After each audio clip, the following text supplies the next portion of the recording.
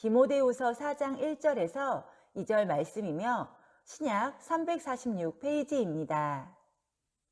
하나님 앞과 살아있는 자와 죽은 자를 심판하실 그리스도 예수 앞에서 그가 나타나실 것과 그의 나라를 두고 엄히 명하노니 너는 말씀을 전파하라. 때를 얻든지 못 얻든지 항상 힘쓰라. 범사의 오래 참음과 가르침으로 경책하며 경계하며 권하라. 아멘. 어명이요라는 제목으로 말씀을 선포할 때 하나님의 크신 은혜가 함께 하시기를 바랍니다. 이 어명이란 말은 무엇일까요? 어명이라는 말을 국어 사전적인 의미로 보면은 임금님이 내린 명령, 임금이 말한 이 말을 이제 어명이라고 합니다. 여러분, 임금이 내렸다. 귀할까요? 귀하지 않을까요? 임금님이 말한 것은 다 귀한 거예요. 자, 그런데 임금을 대신해서 옛날에 암행어사라는 사람이 있었습니다. 기억나시죠? 이 암행어사 하면 생각나는 사람이 누구 있어요? 암행어사 박문수 기억나시죠? 그때 만나고 오셨나요? 암행어사 박문수라는 사람이 이렇게 생겼습니다. 이 암행어사라는 그 뜻은 어떤 뜻을 가지고 있냐면은 임금을 대신해서 일하는 사람, 다시 말해서 임금이 보낸 특별 대사입니다. 그러니까 암행어사가 가면은 누가 가는 거예요? 임금님이 가는 거예요. 아이고 박문수 왔네 이러면은 싹 잘리는 거죠. 큰일 나는 거죠. 그러니까 임금님을 대신해서 박문수라는 이 암행어사가 활동을 해서 그때 당시에 탐관오리들 아주 혼났습니다. 누가 알았겠습니까? 임금이 그런 모습으로 올지 누가 알았겠냐 이거지요. 여러분, 이 땅의 임금이 그 백성들에게 명령을 내리면은 절대 순종합니다. 만약에 영을 어겨버리면은 사형이 될 수도 있기 때문에 그렇습니다. 이와 같이 우리에게는 또 다른 임금이 있으니 바로 예수 그리스도입니다. 그분이 명한 명령은 그의 백성된 자로서 반드시 절대적으로 꼭 지켜야 됩니다. 오늘 본문의 사도 바울은 하나님 앞과 살아있는 자와 죽은 자를 심판하실 그리스도 예수님의 권위를 빌려서 믿음의 아들 디모데에게 어명을 내리고 있습니다. 그래, 오늘 본문 말씀인데 다 같이 한번 앞을 보고 한번 읽도록 하겠습니다. 시작. 하나님 앞과 살아있는 자와 죽은 자를 심판하실 그리스도 예수 앞에서 그의 나타나시던가 그의 나라를 두고 엄히 명하노니 너는 말씀을 전파하라. 때를 얻든지 못 얻든지 항상 힘쓰라. 범사의 오래 참음과 가르침으로 경책하며 경계하며 권하라. 아멘. 누구 앞에서 지금 이 말씀을 사도 바울이 믿음의 아들 디모데에게 권면했냐면은 하나님 앞과 하나님 앞 얼굴 앞에서 그리고 산자와 죽은 자를 심판하실 그리스도 예수 앞에서 내가 너에게 어떻게 명하냐면은 엄히 명한다는 거예요. 엄히 명한다. 그러니까 이거 농담으로 들으면 안 되고 격기로 들으면 안 되고 가슴에 담고 뇌리에 박아야 된다. 반드시 꼭 지켜야 된다. 이런 의미를 가지고 있는데 여기서 1절 하반절에 나오는 엄히 명하노니라는 단어가 나오지요. 이것은 증거하다, 고소하다, 탄원하다 이런 뜻을 가지고 있습니다. 그러니까 네가 확실하게 증거를 해야 된다. 증거의 말로 내가 증거의 말로 너한테 명하는 것을 너도 가서 그렇게 해야 된다는 것이지요. 그리고 여기에 2절에 보면은 짧은 2절 안에 여기 보면은 전파하라, 힘쓰라, 오래 참으라, 가르쳐라, 경책하라, 경계하라, 권하라. 짧은 2절 안에 이 7가지가 다 형이 뭐냐면은 명령형으로 되어 있습니다. 그러니까 전파하라 이렇게 읽으면 안 되겠죠. 전파하라, 힘쓰라, 오래 참으라, 가르쳐라, 경계하라, 경책하라, 권하라 하면서 7가지가 다 동일하게 명령형으로 쓰여져 있다는 것이죠. 여러분, 왕의 명령이니까 지켜야 될까요? 안 지켜야 될까요? 그냥 지켜서 아니라 절대적으로 꼭 반드시 지켜야 된다는 것입니다. 그런데 이 7은 7은 완전 수요 하나님의 수입니다. 그러기에 반드시 꼭 절대적으로 지켜야 된다는 말씀으로 해석하면 좋을 듯 싶습니다. 특별히 그 중에서 가장 중요한 사명은 이 7가지 가운데서 가장 중요한 것이 뭐냐면은 전파랍니다. 그래서 전파하는데 어떻게 전파하냐면은 때를 얻든지 못 얻든지 항상 힘쓰라는 거예요. 여기서 때를 얻든지 유카이로스, 이것은 적시에 좋은 형편에 이런 뜻을 가지고 있습니다. 그리고 아카이로스는 때에 맞지 않을 때, 때가 불리할 때, 그 상황이 좋지 못할 때, 이때도 힘쓰고 전파해야 된다는 뜻입니다. 사랑하는 성도 여러분, 당시의 기독교의 정황은 유대교들 뿐만 아니라 로마 당국으로부터도 심각한 박해를 받는 이런 시대로서 복음을 전파하기에 아주 좋은 시대가 아니라 아주 악한 시대, 좋지 않은 시대였습니다. 다시 말해서 아카이로스입니다. 좋지 못한 이런 시대인데, 하지만 그러함에도 불구하고 복음을 전파하라고 오늘 사도 바울은 믿음의 아들 디모데에게 강력하게 공고, 엄히 명하고 있습니다. 또한 오늘 이 때를 얻든지 못 얻든지 이 본문의 말씀을 어떤 사람은 사람이 듣든지 아니 듣든지 이렇게 해석하는 사람도 있습니다. 아무튼 복음을 전하는 자세는 어떤 형편과 환경을 따지지 말고 복음을 전파할 수 있는 어떤 상황만 펼쳐지면은 때와 시기를 상관하지 말고 복음을 전파하라는 것이지요. 그렇다면은 왜 그렇게 해야 될까요? 죄로 인해서 지옥 갈 사람이 구원받는 길은 오직 예수 그리스도 한 분밖에 없습니다. 사도행전 4장 12절 말씀에 보니까 다른 이로서는 구원을 받을 수 없나니 천하 사람 중에 구원받을 만한 다른 이름을 우리에게 주신 일이 없음이라 그랬습니다. 또 로마서 1장 16절에 보니까 내가 복음을 부끄러워하지 아니하노니 이 복음은 모든 믿는 자에게 구원을 주신 하나님의 능력이 됨이라 그랬어요. 누구에게 하나님의 능력이 된다고요? 모든 믿는 자에게 구원을 주신 하나님의 능력인 줄로 믿습니다. 그러므로 복음 전파에 경각심을 갖고 우리가 때를 얻든지 못 얻든지 복음 전파에 힘쓸 수 있는 저와 여러분이 될 수 있기를 바랍니다. 사랑하는 성도 여러분, 오늘날 전 세계 인구가 얼마나 되겠습니까?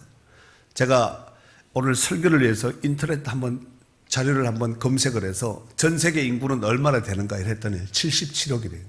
지금 현재 77억이에요. 얼마 전에 70억 됐다고 막 그러는데 지금 77억이 넘습니다. 77억 얼마가 몇 천이 되겠죠.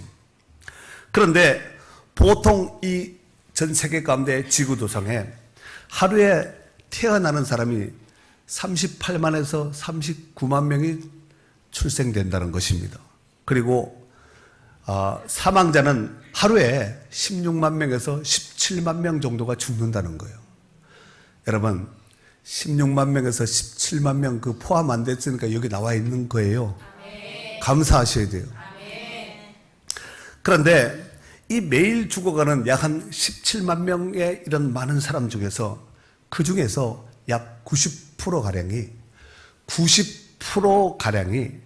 예수님을 믿지 않고 죽는 사람이라는 거예요. 예수 믿지 않고 죽는 사람. 그 예수 믿지 않고 죽는 사람은 어디로 갈까요? 예수 믿지 않고 죽는 사람은 답이 없는 사람입니다. 우리는 종종 뜻밖의 사람이 세상을 떠났다는 부고의 소식을 전해 듣기도 합니다. 그리고 그 장례식장에 가서 그렇지요. 아니 그분이 세상을 떠났다니 하고 창백한 얼굴로 유가족들을 대하지 않습니까? 아니 나이가 새파란데 나이가 나보다도 어린데 얼마나 살았다고 할 일도 많은데 하면서 안타까운 소식을 서로 교환하는 경우가 있습니다. 여기서 우리는 분명히 짚고 나가야 될 것이 있습니다. 그것이 뭐냐면은 지금은 살아있지만 하나님께서 정하신 때가 되면은 하나님이 생명을 불러가는데 남녀노소 빈부귀천 지고와 시와 때를 불문하고 하나님이 불러가야 되겠다면 불러가는 거예요. 그래서 운전하다가도 가고 자다가도 가고 밥 먹다가도 가고 그잖아요. 뭐 직장 가서도 가기 전에도 집에서도 이 죽음이라는 것이 시와 때를 가리지 않는다는 것입니다. 그리고 인생의 삶의 수는 얼마나 짧은지 성경에는 수에 칠 가치가 없다고 말씀하고 있습니다. 그 수에 칠 필요도 없다는 거예요.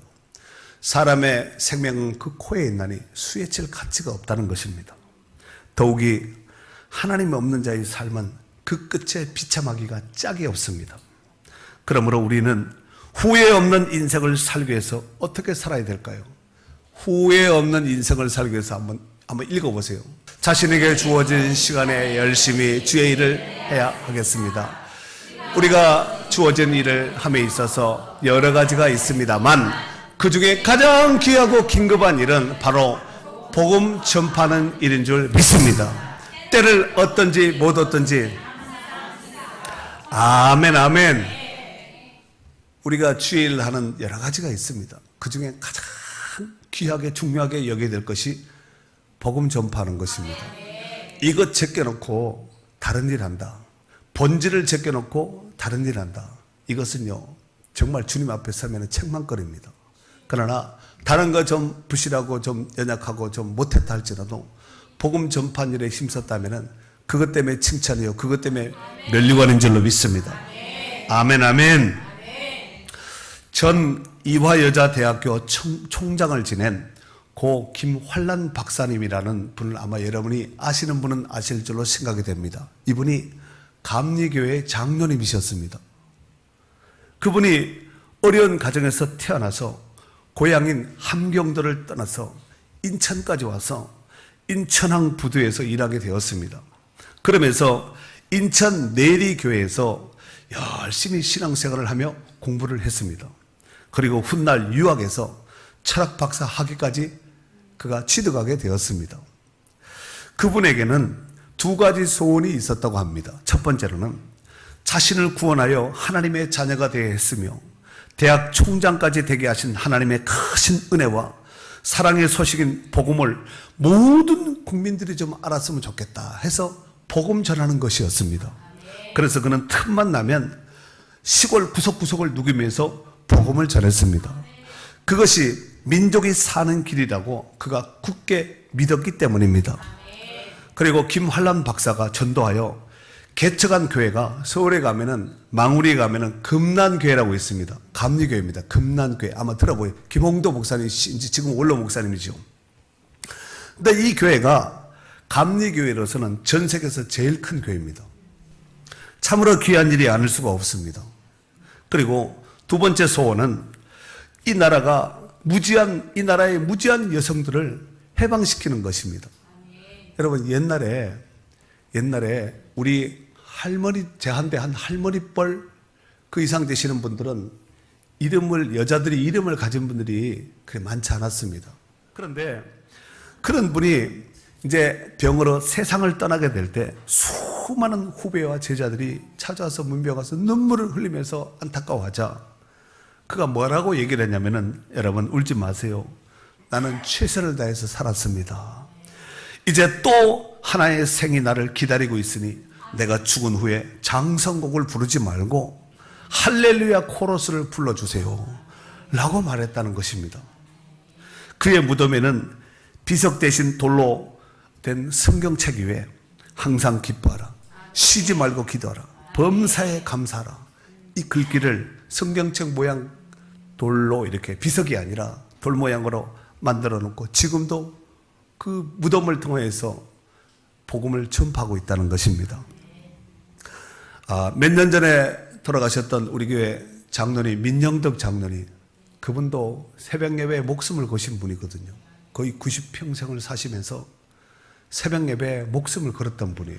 눈이 많이 오는 날이면 미끄러우니까 신발에다가 두꺼운 양말을 또 하나 덧대서 신고 둘이 손 붙들고 막 거의 90이 된 노인이 어르신이 눈길에 걸을 수 있겠습니까? 그냥 한 발 걷기가 우리가 한 10걸음 걸을 정도로 이렇게 한 발 걷고 막 겨우 이렇게 미끄러우니까 겨울에 또 여기가 부영 아파트 오는 데가 내리막길이잖아요.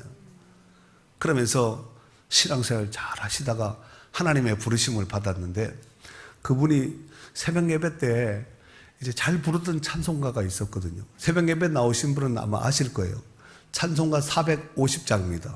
그 찬송 그 가사가 뭐냐면은 내 평생 소원 이것뿐, 내 평생 소원 이것뿐, 주의 일 하다가 이 세상 이별하는 날 주 앞에 가리라. 2절 꿈같이 헛된 세상 일 취할 것 무허냐, 이 수고함만 하여도 헛될 것뿐일. 그렇게 찬양을 불렀거든요. 여러분 70, 80, 100세 시대라 하지만 이 세상은 다 꿈 같은 거예요. 금방 지나갑니다. 금방 지나가요. 어르신들한테 물어보세요. 눈 몇 번 껌뻑껌뻑 하니까 벌써 이렇게 80이 되고 90이 됐다 그러잖아요. 금방이거든요. 그런데 젊은 사람들은 세월이 아직 많이 남았다고 이렇게 생각을 하는 거예요. 그런데 또 태어날 때는 순서가 있지만 갈 때는 또 이게 막 거꾸로 막 곱하기가 되고 나누기가 되고 막 반대를 툭 잘라서 가고 막 이렇게 되거든요. 그래서 세월을 아끼라고 그렇게 성경에는 권면하고 있는 것이 아니겠습니까? 사랑하는 성도 여러분, 사도 바울도 다메섹 도상에서 부활하신 예수 그리스도를 만난 이후에 이 편지를 쓰고 있는 이 디모데후서는 사도 바울의 마지막 유언과 같은 이제 순교 바로 직전에 쓴 것이 디모데후서거든요. 4장, 오늘 본문이 4장이잖아요. 4장 뒤에 5장이 없잖아요. 그 4장이 끝입니다. 이게 이제 마지막 유서와 같은 디모데에게 마지막 남긴 유언이 아니겠습니까? 그리고 이 편지를 쓰고 있는 지금 이 순간까지도 사도 바울이 마지막 장에 들어가면서 뭐라 그래요? 복음을 전파라는 거예요. 왜 그렇다면 그가 이와 같이 생명을 걸고 복음을 전파했을까? 진짜를 만났기 때문에 그래요. 네. 물거품 같은 거, 가짜 이미테이션 이런 거에 속지 말고, 세상의 어떤 꼬드기고 유혹한 여기에 속지 말고 본질을, 핵심을 잡고, 마치 밭에 감춘 보화를 발견한 사람이 이 보화를 땅에 묻어놓고 집에 가서 자기의 모든 소유를 다 팔아서 그 밭을 사지 않았습니까? 자기의 소유를 다 팔 정도의 가치가 있는 거예요. 그 보물은 그 정도의 가치가 아니죠. 이 정도가 아니라 이건 뭐 자자손손 누릴 수 있는 이 보화거든요. 여러분, 우리가 세상 물질도 그런 영향력이 크다면은 예수 그리스도는 자자손손이 문제가 아니라 영원 무궁합니다. 아멘, 아멘. 그래서 사도 바울이 믿음의 아들 디모데에게 이와 같이 권면하면서 그 아래 7절과 8절에 보면은 뭐라고 얘기를 하냐면은, 우리 한번 다 같이 읽도록 하겠습니다. 시작. 나는 선한 싸움을 싸우고 나의 달려갈 길을 마치고 믿음을 지켰으니 이제 후로는 나를 위하여 의의 면류관이 예비되었으므로 주 곧 의로우신 재판장이 그날에 내게 주실 것이며 내게만 아니라 주의 나타나심을 삼하는 모든 자에게 되니라 그랬어요. 사도 바울이 어떻게 살았냐? 선한 싸움을 싸우고 달려갈 길을 마치고 믿음을 끝까지 믿음을 지켰다는 거예요. 여러분, 말세가 되면은 믿음을 버리고 배신 배반 때리는 사람이 한둘이 아니에요. 수두룩합니다. 마치 태풍이 지나가면은 이제 과수나무에서 사가고 배고 하여튼 우두둑 다 떨어지듯이 그와 같은 시대가 옵니다. 그나마 우리가 여기까지 믿음을 지키고 여기까지 서 있는 거 감사하셔야 됩니다. 근데 문제는 또 혹독한 마치 눈보라가 몰아치는 한겨울 한파처럼 막 그냥 매몰차게 박해오는 이런 어려운 위기 시기가 온다는 것입니다. 어쩌다가 오는 것이 아니라 반드시 오게 되어 있습니다. 그런데 그때도 그 믿음을 굳게 지키셔야 됩니다. 반석같이 지키셔야 되고 순교자적 사명감을 가지고 지키셔야 된다는 거예요.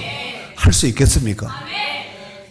정말 깨어서 기도하고 하나님 말씀에 생명 걸고 하나님 주신 사명에 충성한다면은 하나님께서 우리를 붙잡아 주셔야 됩니다. 내 믿음 지금이야 아멘하고 좋지만 내일 믿음을 장담할 수 없습니다. 내년 믿음도 장담할 수 없습니다. 그때 그 믿음이, 지금 믿음이 그때도 유지존속 보존된다면 다행이겠지만 사람의 믿음은요 정말 바람에 나는 개와 같을 때가 참 많습니다. 우리끼리 이야기지만 그런 것 같아요? 아니 그런 것 같아요? 정말이에요? 그렇다면 어떻게 해야 되겠습니까? 믿음을 굳게 해야 되거든요. 우는 사자와 같이 두루 다니며 삼킬 자를 찾는 이 악한 시대 속에서 우리가 믿음을 굳게 붙잡아야 되거든요. 베드로를 이르고 페트로스라 반석이라 그러지 않습니까? 너는 반석이라 그러잖아요. 베드로만 반석이 아니라 다윗도 시편 18편에 보니까 여호와는 나의 반석이라 그랬거든요. 그럼 고린도전서 10장 4절에는 반석은 곧 그리스도 예수라 그랬습니다. 그러니까 예수님을 의지하지 않고는 우리는 살 수가 없는 존재예요. 우리 신념, 우리 의지 이것은요 조속간에 변하고 순간순간 변합니다. 오늘도 아마 교회 오면서 비 오는데 교회 가야 되나 말아야 되나 띵기고 다음 주에 갈까 별 생각을 다 하신 분도 있을 겁니다. 그런 분들 회개하셔야 됩니다. 비 오는 것이 무슨 핍박이고 환난인가요? 핍박, 환난 이 정도는 핍박, 환난도 아니잖아요. 이건 즐겨야 되잖아요. 이 정도는 즐겨줘야 되지 않겠습니까? 그렇잖아요. 뭐 집이 날아간 것도 아니고 그렇잖아요. 자동차가 날아간 것도 아니고 이 정도는 즐기면서 와야 되죠. 저 아래 지역은 얼마나 긴장하겠어요. 제주도는 얼마 전에 태풍 13호 링링 만나고 물이 막 잠겨버린 거예요. 지금도 제주도는 지금 장마권 안에 있어서 태풍권 안에 있어서 얼마나 긴장하겠습니까?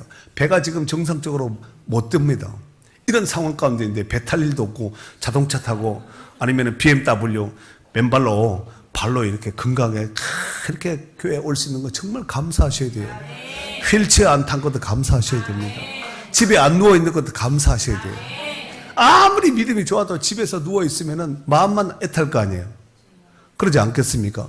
이 자리에 와서 예배 현장에 와서 하나님 앞에 우리의 몸을, 우리의 마음을, 우리의 중심을 드리면서 하나님 앞에 그 얼굴빛 앞에 우리가 있다는 건 정말 감사하셔야 될 줄로 믿습니다.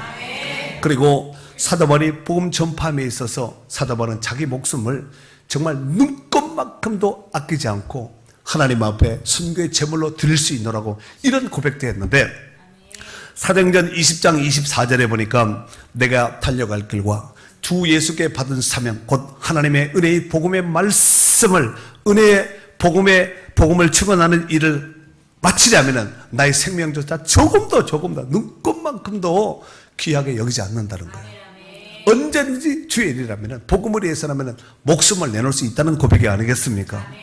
사랑하는 성도 여러분, 이제 열매 계절이요 결실의 계절이 이제 한가운데 가을 한복판에 우리가 성큼 와 있습니다. 이 가을을 맞이하면서 자연계는 온갖 열매, 이 온갖 열매는 다 곡간에 들어갈 겁니다. 농부에서 곡간에 다 들어갈 거거든요. 그런데 온갖 열매를 맺고 곡간에 들어가려고 하는 이런 시점에 있는데 우리는 과연 2019년 한 해를 살아오면서 어떤 씨앗을 심었는지 그리고 지금 어떤 열매가 맺어져 있는지 어떤 열매를 거둘 것인지를 심어야 거두지 않겠습니까? 심지 않고 거두려고 하는 이런 심보는 안 되잖아요. 아무튼 오늘 우리가 이 열매를 한번 이 가을에 점검해 볼 필요가 있다고 생각합니다. 과연 하나님께서 주신 생명, 건강, 물질, 그죠?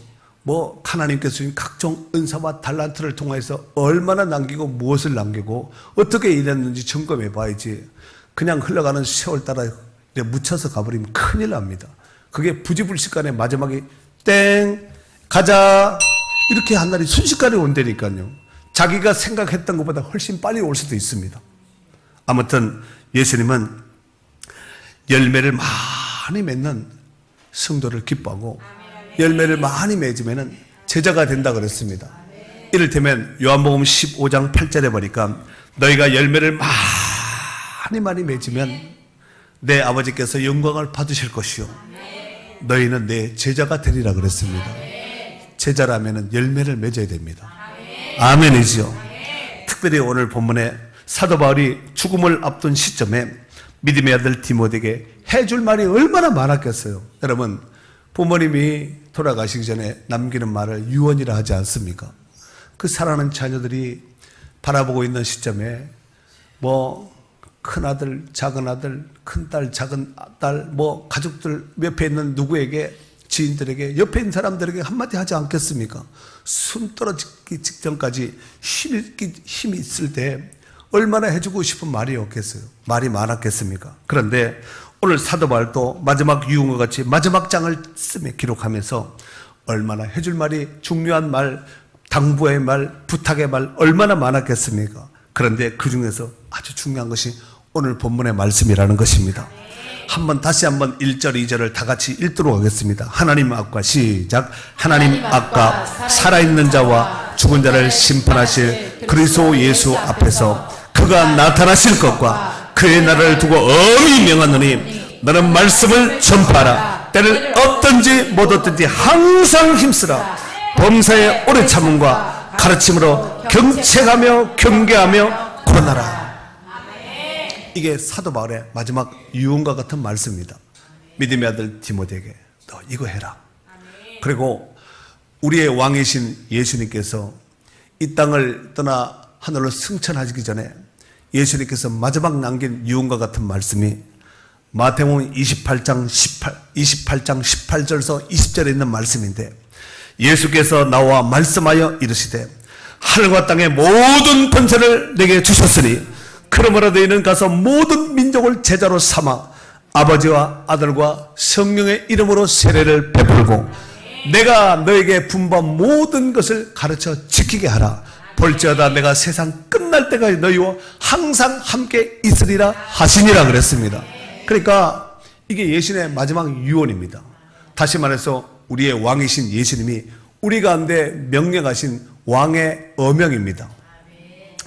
모쪼록 말세 지만을 기하여서 사람들이 불법과 타락의 극을 달리고 있는 이때에 더욱이 이단들이 판을 치고 있는 이 시대 속에서 바른 진리의 말씀에 굳게 서서 우리의 왕이신 우리 주님이 명령하신 어명을 잘 받들어서 그 나라의 백성으로서 걸어간 사명인 영혼 구원한 일에 생명을 걸고 충성하는 신실한 저와 여러분이 될 수 있기를 예수님의 이름으로 축원합니다.